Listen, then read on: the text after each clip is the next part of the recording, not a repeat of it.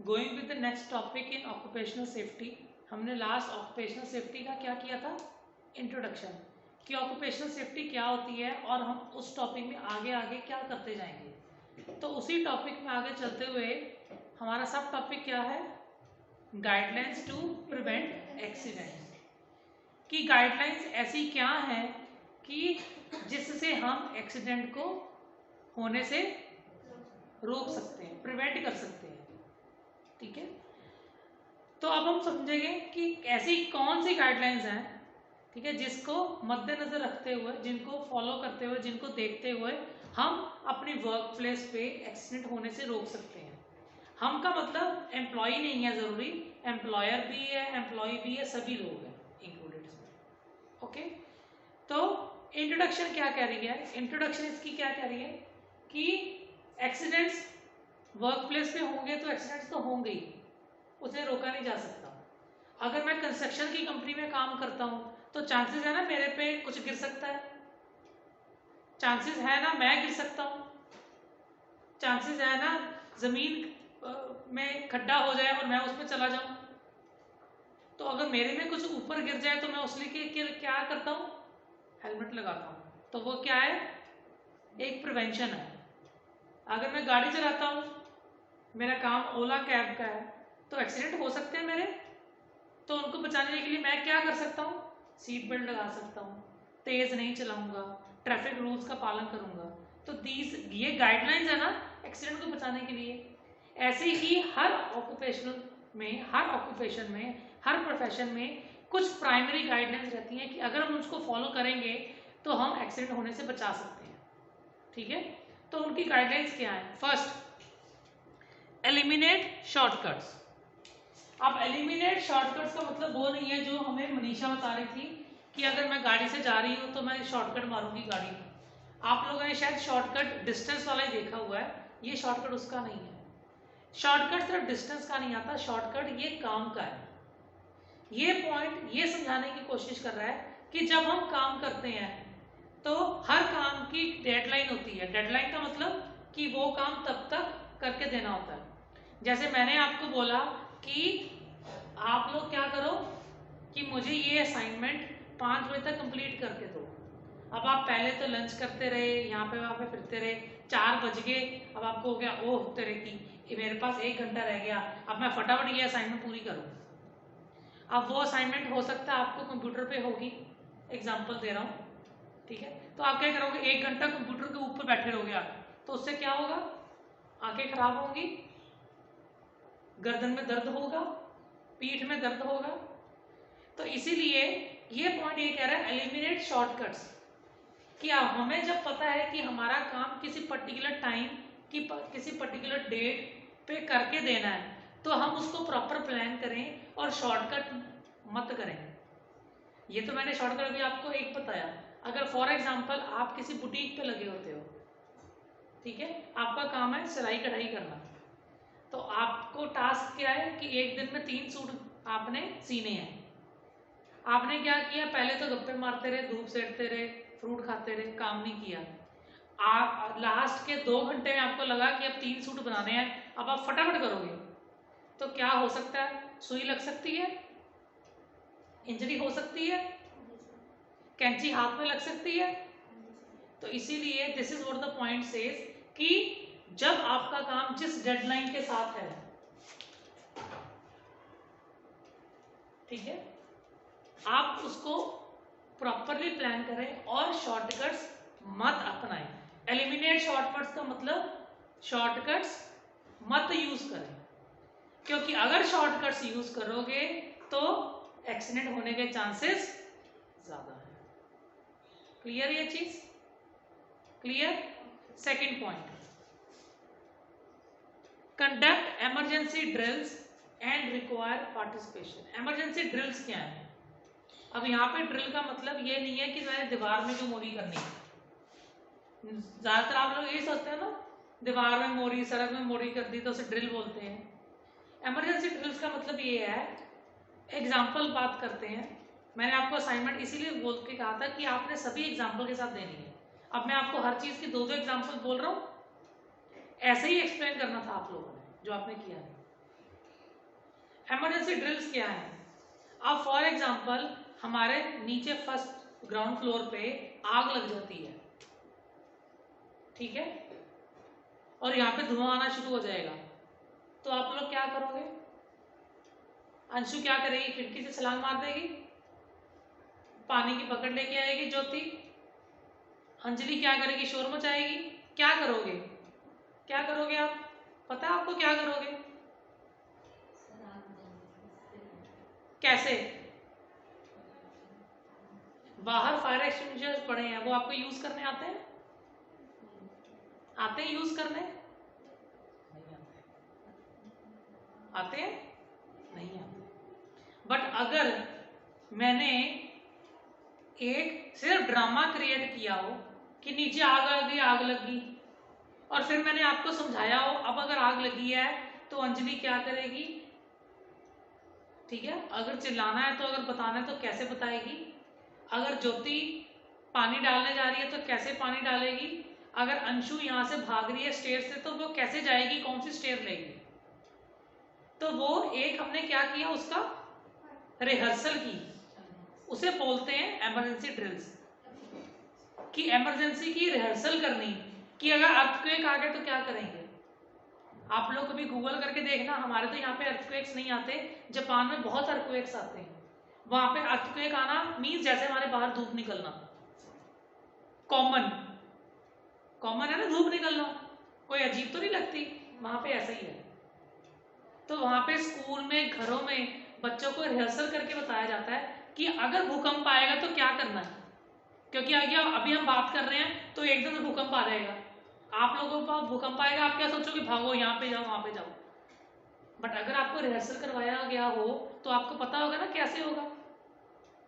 So second point says a similar thing कि conduct emergency drills. Emergency drill means हम emergency में कैसे behave करना है उसकी रिहर्सल करके रखें, ताकि जब इमरजेंसी आए तो कौन से बंदे ने क्या काम करना है।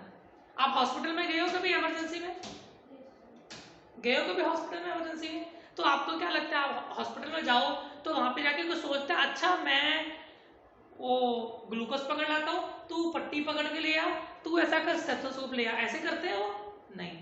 वहां पे इमरजेंसी में हर बंदे को पता होता है पेशेंट आया है तो मैंने क्या करना है, जिसने उसे करंट लगाना है वो फटाफट मशीन लेके आएगा, वैसी जिसने उसकी हार्ट बीट चेक करनी है वो मशीन लेके आएगा फटाफट उसकी। तो वो क्यों ऐसा होता है, क्योंकि उन्होंने रिहर्सल्स की होती हैं, उन्हें रोज की आदत होती है। So this is what the second step we can do is, prevent तो नहीं कर सकते हम एक्सीडेंट को प्रिवेंट नहीं कर सकते, बट गाइडलाइंस क्या कर सकते हैं, वही गाइडलाइंस में दूसरी चीज क्या है कि इमरजेंसी ड्रिल्स करके रखें। हमारे हिंदुस्तान में इस चीज की बहुत कमी है, ना स्कूल्स में ना कॉलेजेस में इमरजेंसी ड्रिल होती है। अगर आप यहाँ पे जाओगे रेड क्रॉस, आप अगर यहाँ पे रेड क्रॉस पे जाओगे तो वो वहां पे आपको सिखाते हैं कुछ इमरजेंसी ड्रिल्स, ठीक है जी। अगर सीपीआर देनी है, अगर किसी को इंजरी हो जाए तो कैसे करना है, वो इमरजेंसी ड्रिल्स होती हैं। तो सेकंड पॉइंट इज हमें इमरजेंसी ड्रिल्स करनी चाहिए, and require participation means employ की पार्टिसिपेशन उस पर जरूर होनी चाहिए। Clear? This is the second point. Third point, so third point is be aware of the and prepare for the inherent risk. Inherent risk का मतलब हर जॉब के साथ कुछ रिस्क एसोसिएट होते हैं, मैं उसके लिए अवेयर भी होनी चाहिए कि मेरी जॉब के साथ कौन कौन से रिस्क हैं, और प्रिपेयर भी होना चाहिए कि उस रिस्क को कवर करने के लिए, उस रिस्क से बचने के लिए मुझे क्या तैयारी करनी चाहिए। अगर मैं तरखान हूं तो मुझे पता है मैंने आरी से लकड़ काटनी है तो मेरी उंगल कट सकती है, मैं अवेयर हूं। प्रिपेयर क्या होगा, जब भी मैं लकड़ काटूंगा तो मैं अपने हाथ का जो स्पेस है वो इस तरह से रखूंगा कि मेरी उंगली मत कटे। इसी तरह आप जब ऑफिस में जॉब करोगे तो आपको पता है सारा दिन अगर आप कुर्सी पे बैठोगे, कंप्यूटर पे हाथ लगाओगे तो क्या होगा, रिस्क क्या है उस जॉब में, और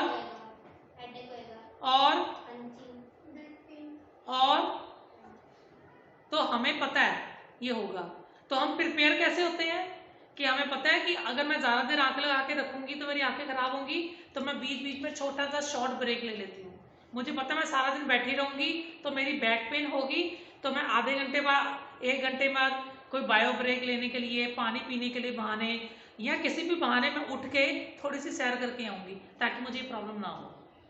तो थर्ड गाइडलाइन क्या है कि रिस्क के साथ जो होने हैं, जो जॉब के साथ रिस्क है, हर जॉब के साथ रिस्क है, मैं उस रिस्क के बारे में मुझे पता हो और उस रिस्क के कैसे बचा जा सकता है, मैं उसके बारे में प्रिपेयर कर रखूँ अपने आप को। क्लियर इस चीज को?